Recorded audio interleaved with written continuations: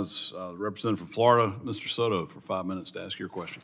Thank you, Mr. Chairman. Spectrum's one of our most valuable commodities, our information superhighway. When I think about all the uses from cell phones and getting to 6G to AI and commercial rockets in Central Florida, by the way, telehealth, streaming, gaming, internet, e-commerce, one of the greatest economic inefficiencies we have is buffering, the dreaded spinning wheel. I even remember when it used to be an hourglass. A lot of you may remember that.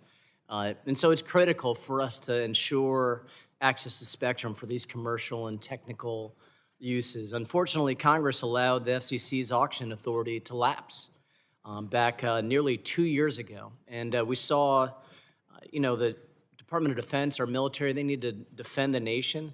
But with nearly 2 years of this lapsing authority, we need to work out these differences. There's been a history of using this funding for public safety, for national security, that's communications related, whether it's FirstNet, rip and replace, broadband, and the new infrastructure law. I could tell you in rural places in my district, like South Osceola and East Orange, where they have ranches and farms and groves, using this funding in a related way to communications not only makes sense, but it's the just thing to do. Communications are only going to require more investment as technology and competition advance, especially making our telecom system more resilient to cybersecurity hacks like Salt Typhoon, which has been mentioned a bunch of times here. So we need to make sure we're reinvesting these in the telecom system and not seeing tax cuts for billionaires that'll siphon this off. Most Americans and American small businesses will suffer identity theft, ransomware, spying, if we don't continue to reinvest. So first, Mr. Giles, I was shocked to see we would see China over the last 3 years nearly 4 times the amount of mid-band spectrum for commercial use unleashed. And just so we're clear, it's been a bipartisan opposition in the Senate through DOD, through Senator Rounds. I see Senator Hirono, too, who helped slow this down. What are the consequences if this continues to happen?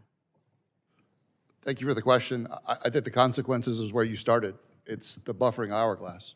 And when we talk about what these networks can do, it's inconvenient on a phone call. When we want what 5G and we want connectivity to do in manufacturing, in healthcare, and transportation, we need these to be heavily reliable and resilient networks. So it has to work. And so ultimately at its core, that advantage in China is giving them a legs up in their ability to innovate. There are 14 times more 5G connected factories in China than in the US. You can draw a direct line back to our spectrum policy. They're continuing to move forward. There's 4 global bands for 5G right now. They support 3, we support 0. We need to get on the playing field. We need to start competing again. Ms. Rinaldi, you were head of NTIA. When you had worked with the DOD on these issues, what was their hesitancy? I feel like I get it, there's national security implications to this, but what are some of the things you can disclose of why there's still that tension there that's blocking a lot of this from coming forward? Yes, I feel that there's a lack of trust. They, of course, have national security aims that they need to protect, and the industry wants those protected too, but there are so many efficiencies coming online. How can we ensure all users, public and private, are taking advantage of these efficiencies? And so I think that's what we really need to get back into this conversation, is how do we get the trust back? We're all one country.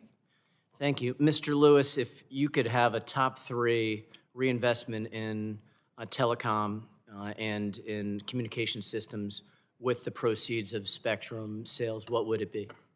Top 3, definitely NG 911, which we've talked about. Number 2 would be digital inclusion efforts on the ground. Congress's investment in the bipartisan infrastructure law and in digital inclusion efforts on the ground was the first of its kind, but it's not permanent. Spectrum Auction Authority could create a permanent fund. And then other infrastructure needs, resiliency, there may be others, but spectrum auction proceeds are hard to predict as well.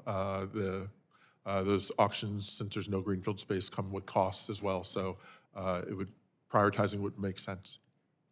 Thanks, and I yield back.